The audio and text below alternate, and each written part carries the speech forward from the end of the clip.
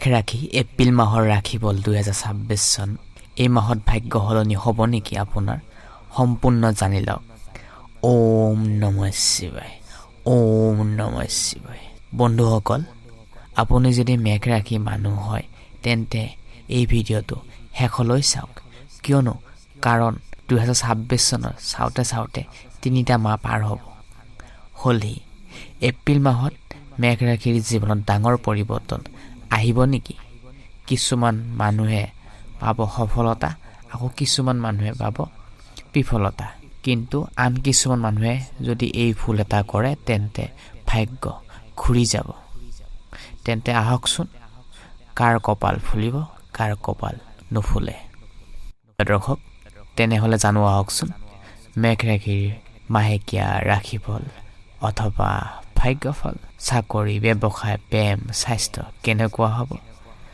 ভিডিঅ'টো আৰম্ভণি কৰাৰ আগতে জনাও যে পোনপ্ৰথমবাৰৰ বাবে যদি আমাৰ ইউটিউব চেনেল আহিছে ভিডিঅ'বোৰ ভাল লাগে লাইক এটা কৰি নিশ্চয় কমেণ্ট বক্সৰ জৰিয়তে জনাবলৈ নাপাহৰিব আপোনাৰ মতামত প্ৰথমে আমি জানি লওঁ আহকচোন স্বাস্থ্যৰ দিশত এই এপ্ৰিল মাহটো কেনেদৰে পাৰ হ'ব অ ল দীৰ্ঘইৰে এই তিনিটা প্ৰথম আখৰ যাৰ নাম আছে নামেৰে আৰম্ভ হয় এই তিনিটা আখৰেৰে যাৰ নাম আৰম্ভ হয় তেওঁলোকৰ মেঘ ৰাশি হয় প্ৰথমে আমি জানি লওঁ আহকচোন স্বাস্থ্যৰ বিষয়ে কাৰণ ৰাশিৰ মালিক হৈছে মংগল গ্ৰহটো দ্বাদশ ঘৰত আছে ৰাহুৰ সৈতে যুক্ত হৈ 2 এপ্ৰিলৰ পাছত মংগল গ্ৰহটো ৰাহুৰ পৰা আঁতৰিব বিৰাট এটা ভাল দিশ হ'বলৈ গৈ আছে স্বাস্থ্যৰ ক্ষেত্ৰত প্ৰিয় দৰ্শক অলপ সাৱধান হ'ব লাগিব কাৰণ স্বাস্থ্য ভাল থাকিলে আমাৰ মানুহৰ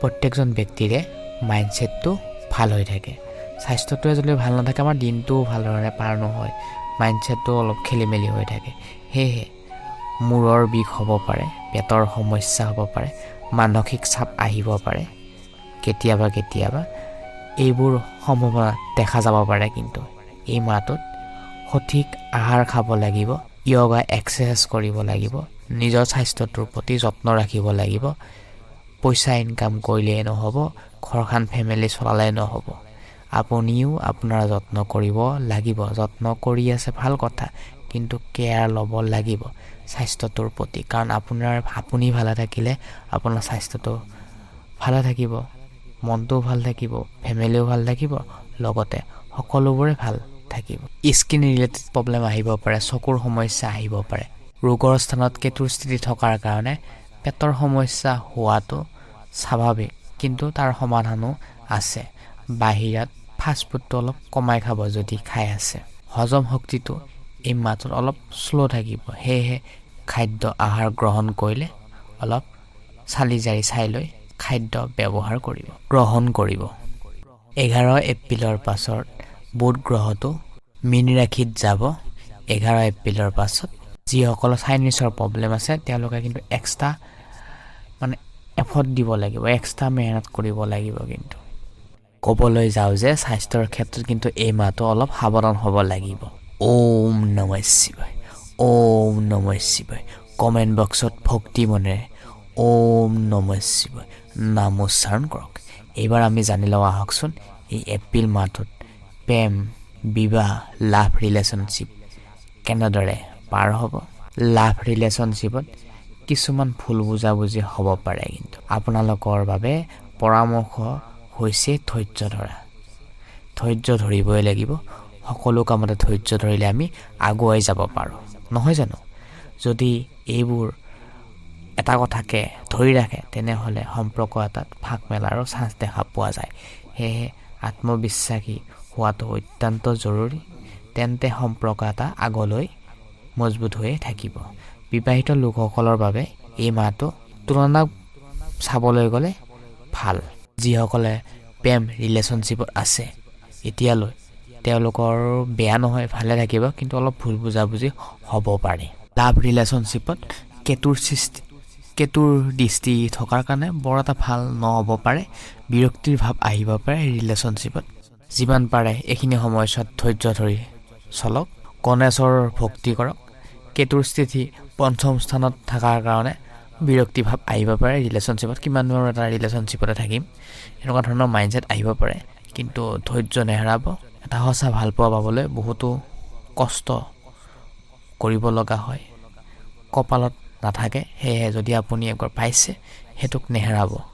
দুখৰ সময়ত যদি আপোনাৰ লগত আছে তেনেহ'লে সুখৰ সময়তো আপোনাৰ লগতো থাকিব, আৰু দুখৰ সময়ত থাকিলে সেইজন ব্যক্তি আপোনাৰ কাৰণে ভাগ্যৱান হ'ব, ভাগ্যশালী হয়। সেইজনে আপোনালোকৰ জীৱনসংগী। সেয়েহে দুখত যিয়ে আপোনাক সহায় কৰে সেইজন ব্যক্তি কেতিয়াও মিক্স নকৰিব। শিক্ষাৰ ক্ষেত্ৰত, পঢ়া শুনাৰ ক্ষেত্ৰত এই মাতটো ইমান এটা বেয়া নহয়। বৰ্তমান সময়ছোৱাত কিন্তু আপোনালোকে অলপ গুৰুজনৰ কথা মানি চলি প্ৰচেষ্টা কৰিব। গুৰু নহ'লে কেতিয়াও আমি আগবাঢ়ি যাবলৈ কেতিয়াও নোৱাৰোঁ। সেয়েহে গুৰুৰ কথা শুনি আগবাঢ়ি যাবলৈ চেষ্টা কৰক। যিসকলে 5ৰ পৰা ক্লাছ 12লৈকে পঢ়া শুনা কৰি আছে তেওঁলোকে বেছিকৈ ফ'কাছ কৰক পঢ়া শুনাত। ষ্ট্ৰেটেজি গ'ল মিলাই একশ্যন লওক, আৰু নিজৰ সময় নষ্ট নকৰি নিজৰ পঢ়াত ফ'কাছ কৰি গুৰুৰ আশীৰ্বাদ লৈ আগবাঢ়ি যাওক। কেতিয়াও সময় অসৎ ব্যৱহাৰ নকৰিব, সৎ ব্যৱহাৰ কৰি আগবাঢ়ি যাবলৈ চেষ্টা কৰক। উচ্চ শিক্ষাৰ কাৰণে অলপমান বিৰক্তি ভাৱ দেখা পোৱা গৈছে। সাধাৰণ শিক্ষাৰ ক্ষেত্ৰত বহুতেই ভাল।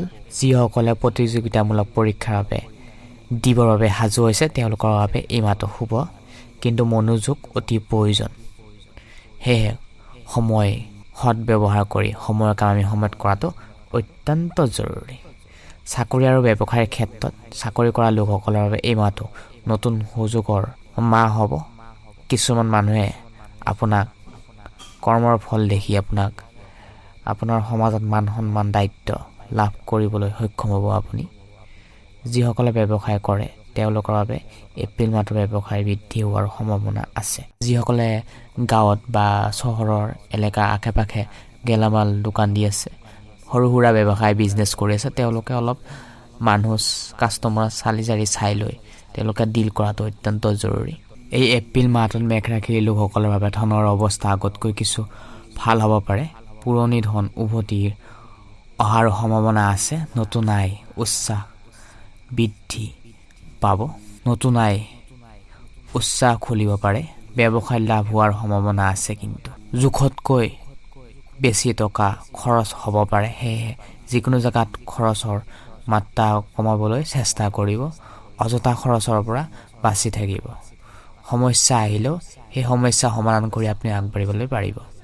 যিসকলে চাকৰিৰ কাৰণে প্ৰস্তুতি চলাই আছে, পাম বুলি আশা কৰি আছে, খুব মনোযোগেৰে 11 এপ্ৰিললৈকে মনোযোগ দি পঢ়া শুনা কৰক। এই স্বাস্থ্যৰ ক্ষেত্ৰত অলপ সাৱধান হৈ চলিব। বাকীৰ ক্ষেত্ৰত ধন উপাৰ্জনৰ ক্ষেত্ৰত ভালে দেখা পোৱা গৈছে। চাকৰি ব্যৱসায়ৰ ক্ষেত্ৰত মাধ্যম থাকিব। ভাগ্য পিতা গুৰুৰ পৰা পৰামৰ্শ লৈ যিকোনো ক্ষেত্ৰত আগবাঢ়ি যাওক। ভাগ্য আপোনালোকক নিশ্চয় ছাপোৰ্ট কৰিব।